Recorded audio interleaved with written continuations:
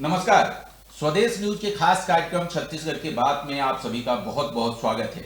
छत्तीसगढ़ की बात में आज हमारे साथ मौजूद हैं छत्तीसगढ़ वक्फ बोर्ड के अध्यक्ष डॉक्टर सलीम राज। देश की संसद ने कल देर रात पहले लोकसभा में 2 बजे तक चर्चा के बाद उसको पारित किया गया, वक्फ बोर्ड के लिए जो नया बिल आया है उसको, और फिर कल राज्यसभा से पारित हो गया। इस तरीके से अब कानून बनने का जो रास्ता है, नया वक्फ अधिनियम, उसका रास्ता पूरी तरीके से साफ हो गया है। राष्ट्रपति महोदय के पास ये जाएगा और वहां से जैसे ही राष्ट्रपति महोदय का दस्तखत हो जाएगा ये कानून का रूप ले लेगा। इस बिल का छत्तीसगढ़ में क्या असर पड़ेगा, राष्ट्रीय स्तर पर चर्चाओं के अतिरिक्त छत्तीसगढ़ के क्या इसमें इसके लाभ और नुकसान होंगे, इन तमाम मुद्दों पर चर्चा के लिए अभी हमारे साथ मौजूद हैं डॉक्टर सलीम राज। सलीम साहब, आपका बहुत बहुत स्वागत है हमारे इस खास कार्यक्रम में।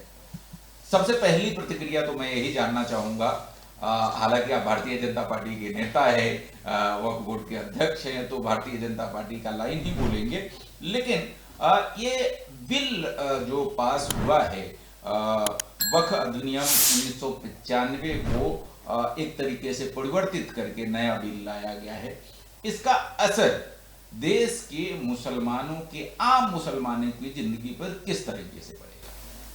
वक्फ बिल में जो है वो परिवर्तन नहीं, संशोधन हुआ है।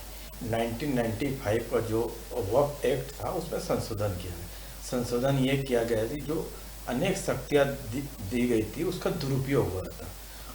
इसको पारदर्शिता लाने के लिए और समाज में इसका कैसा विकास हो, ये एक कानून है। ये कानून को मुस्लिम समाज स्वागत कर रहा है।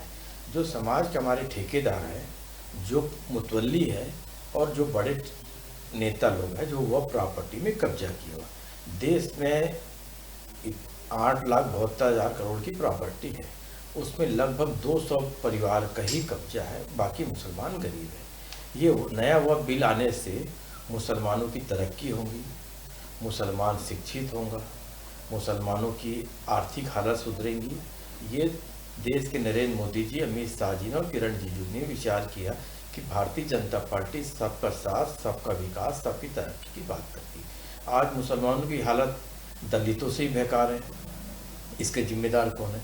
कांग्रेस सिर्फ मुसलमानों को डरा के रखती कि भारतीय जनता पार्टी की सरकार आएगी तो आपको पाकिस्तान भेज दिया जाएगा, भारतीय जनता पार्टी की सरकार आएगी तो दंगे होंगे। देश के प्रधानमंत्री नरेंद्र मोदी जी की सरकार देख लीजिए, दंगा मुक्त है। पूर्व में रमन सिंह जी की सरकार थी, आज विष्णुदेव साय की सरकार है। हमारे प्रदेश में पूरा भाईचारा है, दंगा मुक्त है। हम चाहते हैं कि एक हाथ में कुरान हो तो एक हाथ में कंप्यूटर होना चाहिए। भारतीय जनता पार्टी की सोच है। कुछ नेता लोग ये बचा नहीं पा रहा है कि मुसलमानों की तरक्की। तो फिर देखिए, इस पे इतनी जो विरोध खासकर विपक्ष का है, वो कह रहे हैं कि जो है समाज को तोड़ने की कोशिश हो रही है, समाज को बांटने की कोशिश हो रही है।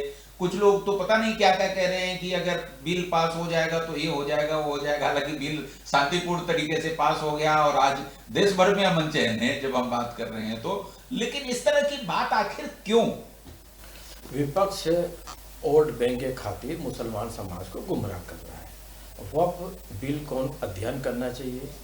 बिना अध्ययन करे कुछ भी बोलने से, सिर्फ विरोध का विरोध करना है तो मतलब ही नहीं है, तो विरोध कर रहा है। भारतीय जनता पार्टी हित की बात कर रही है। भारतीय जनता पार्टी ने लाई बिल इसलिए विरोध करना है। कांग्रेस ने इसके पहले 45 बार संशोधन करी, कभी हमने विरोध नहीं किया, अच्छे काम के लिए। जब अच्छा काम हो रहा है, मुस्लिम समाज की तरक्की का बिल आ रहा है, तो कांग्रेस को स्वागत करना चाहिए, क्योंकि कांग्रेस का वोट बैंक खिसक रहा है। वोट बैंक खिसने के कारण मुसलमान को गुमराह कर रहे हैं। गरीब मुसलमान इसका स्वागत कर रहा है। आखिर ये नैरेटिव क्यों? बीजेपी से एक भय का माहौल मुस्लिम समाज के बीच में आखिर क्यों पैदा किया गया? ऐसा क्या वजह है? कांग्रेस हमेशा भय पैदा करके, डरा के राजनीति करती है। मुसलमानों की हालत का जिम्मेदार कांग्रेस है। आज देख लीजिए, सच्चर कमेटी की रिपोर्ट देख लीजिए, मुसलमानों की हालत क्या है। आप सिर्फ डराया जाता है कि भारतीय जनता पार्टी की सरकार आ जाएगी तो आपको बुलडोजर चला दिया जाएगा, भारतीय जनता पार्टी की सरकार आएगी तो आपको पाकिस्तान, सिर्फ डर पैदा किया जाता है। और हमारे कुछ मौलाना उनके चक्कर में आके मस्जिदों से फतवा निकाल देते हैं चूँकि मस्जिद से बात बोली गई, हर मुसलमान यकीन करता है। कुछ मौलाना और मुतवल्ली अपने स्वार्थ के लिए मस्जिद को राजनीतिक अड्डा बनाते हैं और फतवा निकालते हैं और गुमराह करते हैं। तो मुसलमानों की तरक्की भारतीय जनता पार्टी चाहती है और कोई नहीं चाहता। ये बिल पे हम आ जाए। बिल पे एक जो प्रावधान किया गया है, संशोधन किया गया है, उसमें अब जबरन तरीके से किसी संपत्ति को वक्फ संपत्ति घोषित नहीं किया जा सकता। ये क्या है? पहले क्या जबरन घोषित कैसे कर दिया जाता था? क्या छत्तीसगढ़ में भी इस तरह का प्रकरण है? नहीं, ये भी टोटल भ्रम फैलाया गया है।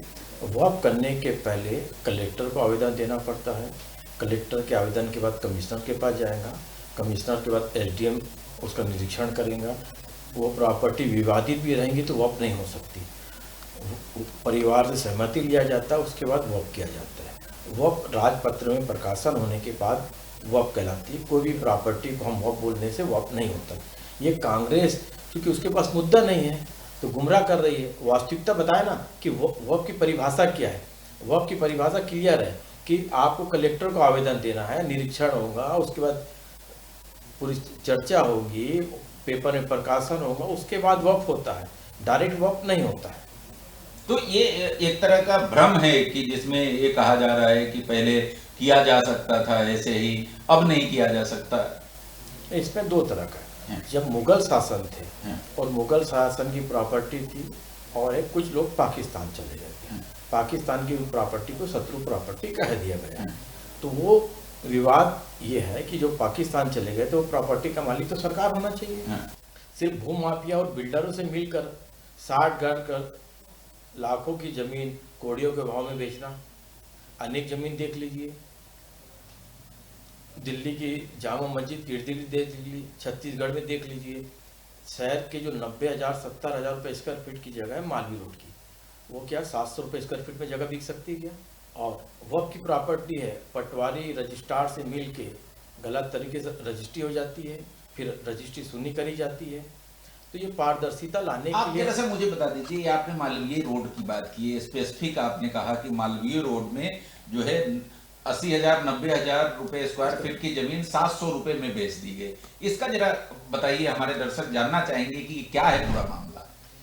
क्योंकि जो जमीन का मालिक नहीं था, सिया राम गया राम आया राम को खड़ा कर दिए और आपने रजिस्ट्री करा दी। तो पहले जब रजिस्ट्री होती थी तो डॉक्यूमेंट्स नहीं लगते थे, और चूंकि गवर्नमेंट को रेवेन्यू मिलना है तो आज मैं ताजमहल की रजिस्ट्री कराना चाहता हूँ, जैसा ताजमहल की रजिस्ट्री हो जाएंगी तो रेवेन्यू मिला।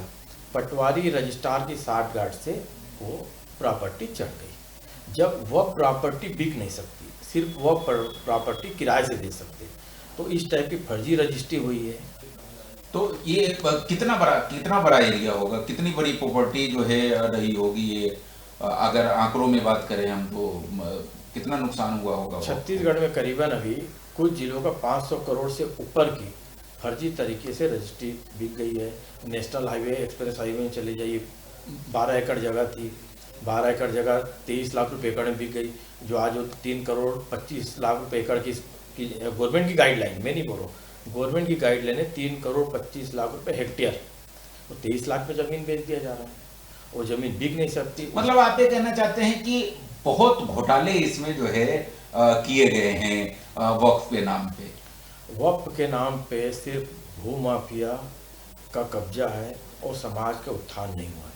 नया वक्फ बिल आने से पारदर्शिता आ रही है, वास्तविकता वक्फ प्रॉपर्टी है, और जो खाली ज़मीन पड़ी उसका उपयोग कैसा हो उसके लिए कानून आ रहा है। इसका मुस्लिम समाज को स्वागत करना चाहिए। अच्छा, इसमें एक और जो प्रावधान नए बिल में किया गया है कि अब कोई जमीन जो सरकारी जमीन है वो वक्फ की संपत्ति है या नहीं, एक कलेक्टर बाकायदा उसका निरीक्षण करके, उसका परीक्षण करके तय करेंगे, और यदि सरकारी जमीन पे वक्फ का कब्जा है तो उसको सरकार को सौंपेंगे। ऐसा एक प्रावधान है। इसको लेकर के विपक्ष की आपत्ति है और उन लोगों का कहना है कि वक्फ की संपत्तियां सरकार अपने काबिज होना चाहती है, उसको गलत तरीके से अपने कब्जा में करना चाहती है। बड़ा दुख के साथ बोलना पड़ रहा है कि मुस्लिम समाज को सोचना चाहिए। जब रेलवे लाइन बनती तो उसमें हिंदू मुस्लिम सिख ईसाई सब उपयोग करता है।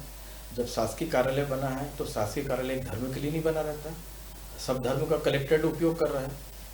एयरपोर्ट देख लीजिए, एयरपोर्ट बना है वक्फ प्रॉपर्टी में, उसमें सिर्फ सनातन भाई उपयोग कर रहे हैं क्या? मुसलमान भी कर रहा है। तो जो प्रॉपर्टी है उसमें जब सरुपयोगी होना चाहिए तो मुसलमान को विरोध नहीं करना चाहिए। कलेक्टेड शासकीय प्रॉपर्टी है, माने सब। अब कुंभ आया, कुंभ में खाली जगह पड़ी है, वहाँ पर टेंट लग गया, तो मुसलमान को क्या आपत्ति थी? कोई आपत्ति नहीं होना चाहिए कि कुंभ 3 महीने का है, 3 महीने बाद फिर आप प्रॉपर्टी को उपयोग कर लीजिए। आप अपने प्रॉपर्टी का उपयोग भी नहीं करोगे तो राष्ट्रीय प्रॉपर्टी है, वक्फ है, और नजुल भूमि वक्फ नहीं हो सकती, ये भी तय है। अधिकतर लोगों ने नजुल भूमि वक्फ कर दिया, क्योंकि आपको खुद ही 30 साल के लिए पट्टा मिला है, आप तो मालिक हो ही नहीं, तो आप वक्फ कैसा करोगे 99 साल के लिए? ये मुसलमानों को सोचना चाहिए।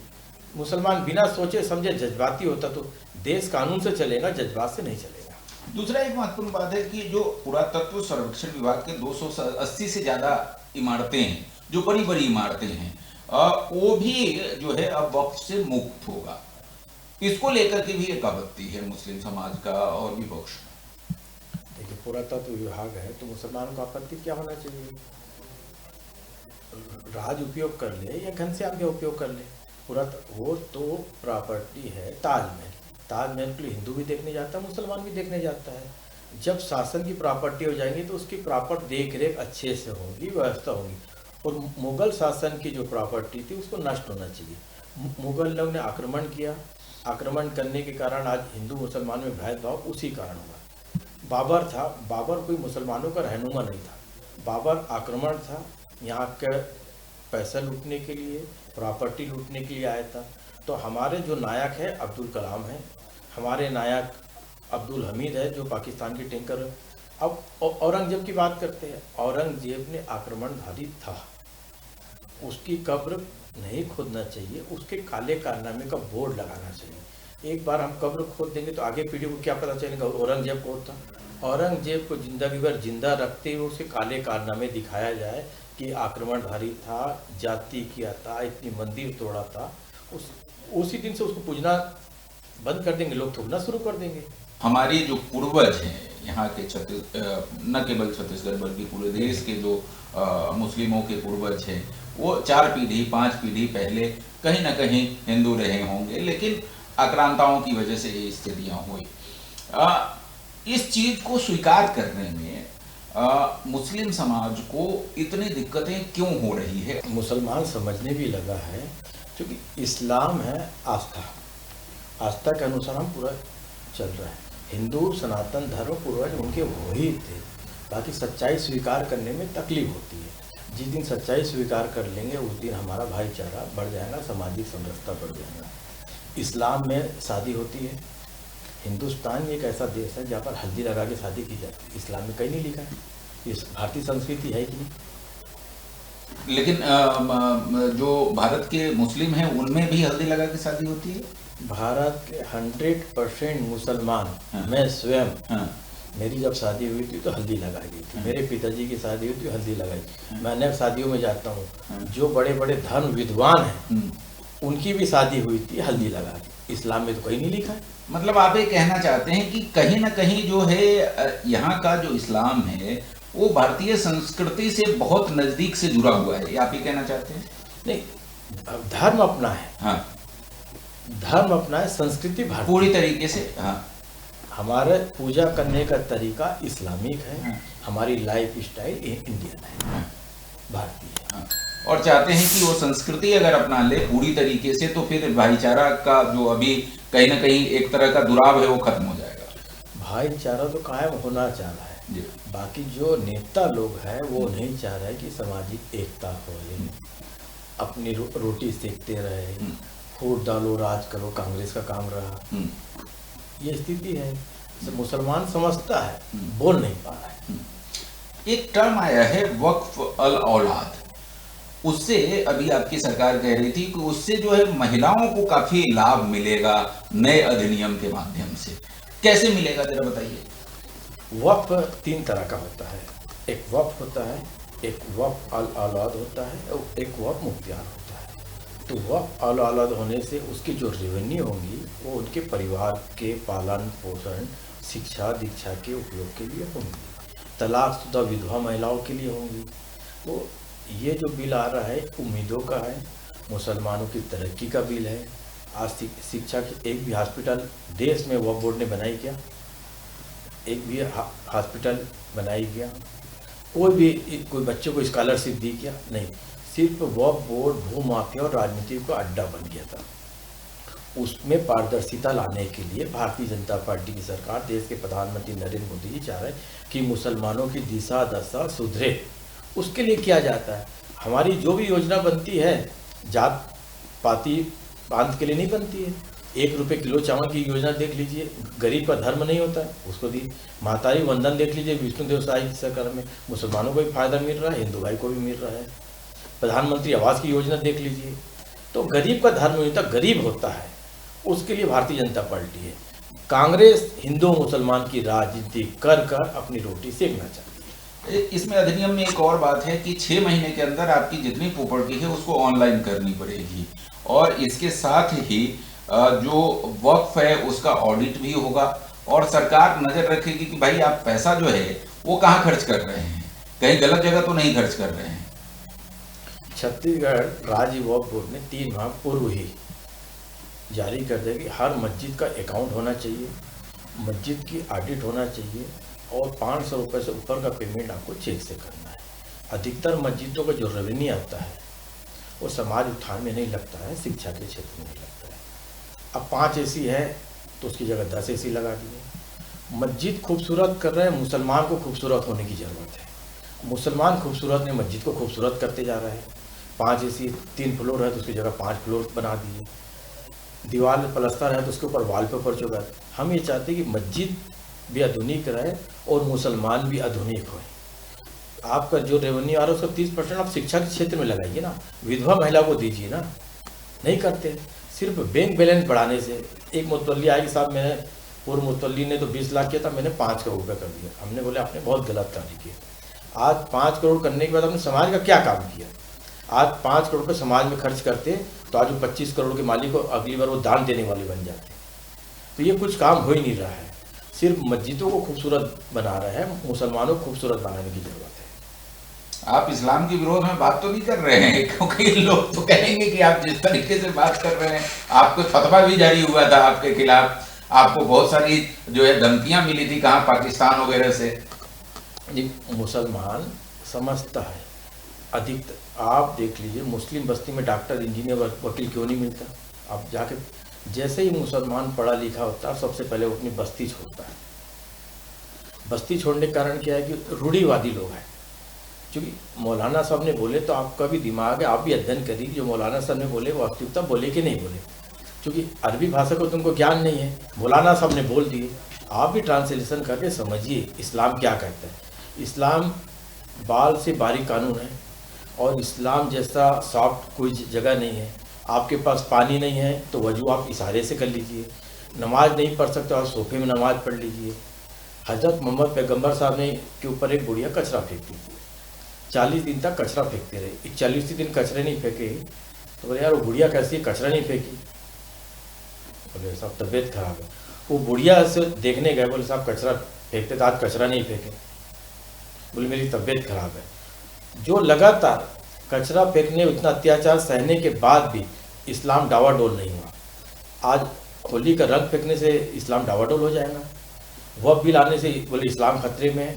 साहबानों का अपहरण आए तो इस्लाम खतरे में है। सीए आने से इस्लाम इतना कमज़ोर नहीं है। सिर्फ अपने राजनीतिक स्वार्थ के लिए इस्लाम को कमज़ोर मत बताइए।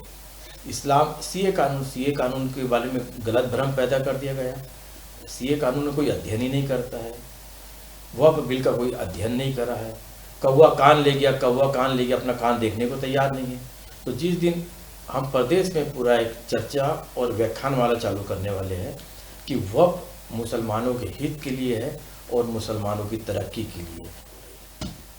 तो इससे क्या आकलन है आपका एज ए चेयरमैन, कितना रेवेन्यू आ जाएगा और कितना भला होगा यहाँ के जो खास करके गरीब तबके के मुस्लिम हैं, जो महिलाएं हैं, उनको कितना भला होने वाला है इससे? क्योंकि अनुमान है कि हमको हर वर्ष 100 करोड़ के आसपास का रेवेन्यू मिलना चाहिए। और आज कितना मिलता है? 5 लाख रुपए भी साल का नहीं आता है। मतलब 5 लाख से बढ़ करके 100 करोड़ हो जाएगा जी, इस बिल आने से। बिल आने से, केवल इस बिल आने से। वो नया बिल आने से 5 लाख रुपए आज नहीं आ रहा है, वो 100 करोड़ रुपए आ जाएंगे हमारे पास। और वो 100 करोड़ से आप मुस्लिमों का भला करेंगे छत्तीसगढ़ का जी। और इस तरीके से अगर देश का आंकड़ा देखें तो देश का उत्तर प्रदेश में 27% जमीन है देश की। हाँ, वहाँ के मुसलमानों की हालत देख लीजिए। हाँ। कोई मुसलमान गरीब नहीं रहेगा साहब, एक मुसलमान भी। मतलब ये बिल आ जाए और ये इम्प्लीमेंटेशन हो जाए तो मुसलमान जो है 2050 तक हाँ, तरक्की और शिक्षित मुसलमान कहलाएगा इस बिल आने से बिल आने से।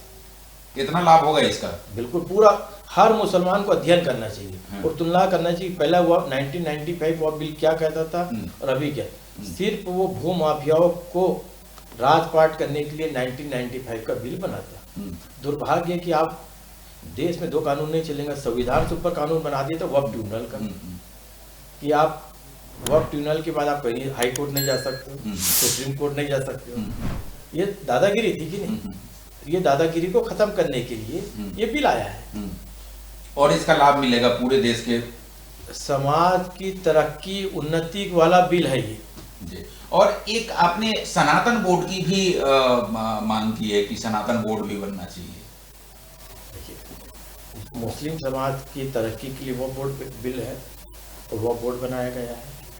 करोड़ों हिंदू की आस्था है, 5000 वर्ष पुराना सनातन धर्म है, उनका भी एक बोर्ड बनना चाहिए। बोर्ड इसलिए बनना चाहिए कि हमारी मठ मंदिरों की जगह का दुरुपयोग हो रहा है, तो दुरुपयोग नहीं होए, उसका जो रेवेन्यू आए वो समाज के उत्थान के लगे, गरीब हिंदू भाइयों के लिए लगे, कॉलेजें खुले उसके लिए है।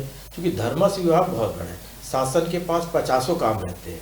छत्तीसगढ़ में वक्फ की आज के समय में टोटल संपत्ति कितनी होगी और ये अधिनियम लागू हो जाने के बाद आपको क्या लगता है कितना अनुमानित हो जाएगी संपत्ति? नहीं, छत्तीसगढ़ राज्य वक्फ बोर्ड की प्रॉपर्टी आज 5,000 करोड़ से ऊपर की प्रॉपर्टी है और आज हमारा रेवेन्यू 5 लाख से भी कम है। नया वक्फ बिल आने से जो किराएदार है जो 80 पैसे से लेकर 200-500 रुपये दे रहा है, वही किराया जो 80 पैसा वाला है वो किराया 2000 रुपये हो जाएगा, जो 500 रुपये जो किराया देता है वो 5000 हो जाएगा और जो 5000 देता है वो उसका 1 लाख हो जाएगा। तो ऐसा करीबन 100 करोड़ के आसपास की उम्मीद है कि वक्फ बोर्ड की आमदनी बढ़ना चाहिए और उससे आप महिलाओं के और यहाँ के गरीबों का भला करने वाले हैं। इसमें हम शिक्षा के क्षेत्र में सबसे ज़्यादा फोकस रहना कि मुसलमान शिक्षित होए और सक्षम हो जाए तो अब खुद दान देने वाला बने। फिर महिलाओं के लिए जो महिला कंपटीशन एग्ज़ाम देना चाहती है उसकी कोचिंग चालू करेंगे। एक हम बांसटाल में लड़कियों का अपना हॉस्टल चालू किया जा रहा है और एक सिविल लाइन में 200 बेड का एजाज ढेबर के घर के सामने लड़कों का हॉस्टल किया जा रहा है, जो नॉमिनल 200-300 रुपये किराया हम देंगे और मुस्लिमों को शिक्षित करने का और राष्ट्र की मूल भावना से जोड़ने का काम करेंगे। जी, छत्तीसगढ़ की बात में आज हम बात कर रहे थे डॉक्टर सलीम राज, चेयरमैन छत्तीसगढ़ वक्फ बोर्ड। आप इन आकलन को देखिए और आंकड़ों को देखिए कि छत्तीसगढ़ वक्फ बोर्ड को अभी 5 लाख रुपया महीना भी नहीं मिल रहा है किराए से, वक्फ संपत्ति से। लेकिन इस अधिनियम के लागू हो जाने के बाद, जो नया बिल आया है उसके लागू हो जाने के बाद करीब करीब 100 करोड़ रुपए सालाना इनकम की उम्मीद है। संभव है कि 100 करोड़ ना हो, 80 करोड़ हो जाए, 85 करोड़ हो जाए, 70 करोड़, लेकिन एक बड़ी राशि होती है। कहां 5 लाख, कहां 100 करोड़ का आंकड़ा। और अगर इसको पूरे देश के स्तर पर देखेंगे तो ये करीब करीब अगर मोटे तौर पे मान लिया जाए तो मुझे लगता है कि हजारों करोड़ की इस तरह से इनकम वक्फ बोर्ड के पास और वक्फ परिषद के पास आएगी। और यही कहना है कि ये अगर इनकम आएगा और ये मुसलमानों के और खासकर गरीब जो मुस्लिम वर्ग के लोग हैं उनके लिए, महिलाओं के लिए, युवतियों के लिए अगर ये राशि खर्च होगी उनके शिक्षा पे, स्वास्थ्य पे, तो समाज की जो पूरी तस्वीर है वो बदल जाएगी। आपको हमारा इंटरव्यू कैसा लगा हमें जरूर बताइएगा और अगली बार किसी अन्य शख्सियत को लेकर के मैं हाजिर होऊंगा छत्तीसगढ़ की बात में। तब तक के लिए मुझे इजाजत दीजिए और आपने अपना समय दिया इसके लिए बहुत बहुत धन्यवाद, बहुत बहुत शुक्रिया, धन्यवाद। ऐसे ही वीडियोस के लिए लाइक करें, शेयर करें, फॉलो करें YouTube पर जाकर सब्सक्राइब कर बेल आइकन दबाना ना भूलें और ताजा अपडेट्स के लिए swedeshlive.com पर जरूर जाएं।